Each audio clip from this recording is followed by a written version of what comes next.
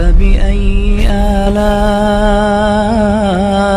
ربكما تكذبان جہاں پر پیاس کی شدت، بھوک کی شدت کو برداشت نہ کر کے معصوم بچہ اپنے پیر کو گھس رہا تھا، امام بخاری رحمت اللہ علیہ نقل کرتے ہیں جبریل امین نے آ کر اسی جگہ پہ اپنے پر کو مارا تو پانی کا چشمہ ابل پڑا۔ حضرت ہاجرہ رضی اللہ تعالیٰ عنہ کی نظر پڑتی ہے، بھاگتے ہوئے آتے ہیں، خود پانی کو پیتی ہیں، بچے کو پلاتی ہیں، اور پھر پانی بہ رہا ہے، کہیں ایسا نہ ہو کہ پانی کا چشمہ بند نہ ہو جائے یا کہ پانی پھیل نہ جائے۔ اب کنارے کنارے میڈ مارنا شروع کر دیتی ہیں اور کہتی ہیں زم زم زم زم، اس کا نام ہی زمزم ہو گیا۔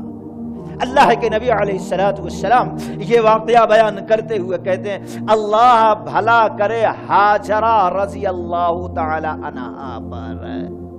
اگر انہوں نے زمزم کے پانی کو روکا نہ ہوتا تو ساری دنیا سیراب ہو جاتی اس پانی سے،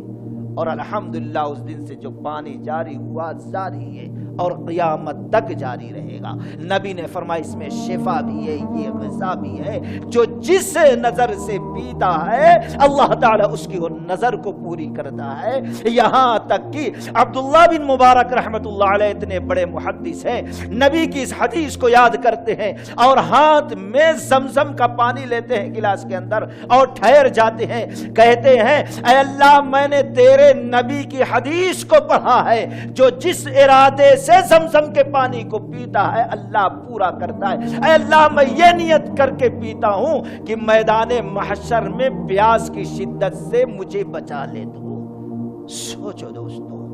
تو کعبۃ اللہ بننے کی وجہ، آب زمزم کے وجود میں آنے کی وجہ کون؟ ایک عورت کا صبر، اللہ پر یقین، اللہ پر توکل، اللہ پر بھروسہ، اور اکیلی ماں تھی۔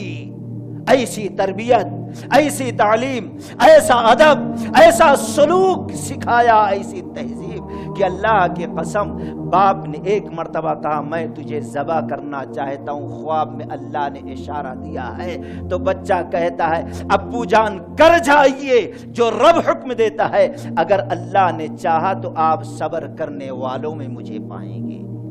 ایک اکیلی ماں نے ایک بچے کو کیا ادب سکھلایا، باپ کی فرما برداری کرنا کس طریقے سے سکھلایا، اور رب کے حکم سامنے سر جھکانا کیسے سکھا دیا۔ دوستو اس واقعہ کے اندر ہمارے لیے اور خاص کر کے خواتین کے لیے ایک بہت بڑا پیغام اور درس ہے۔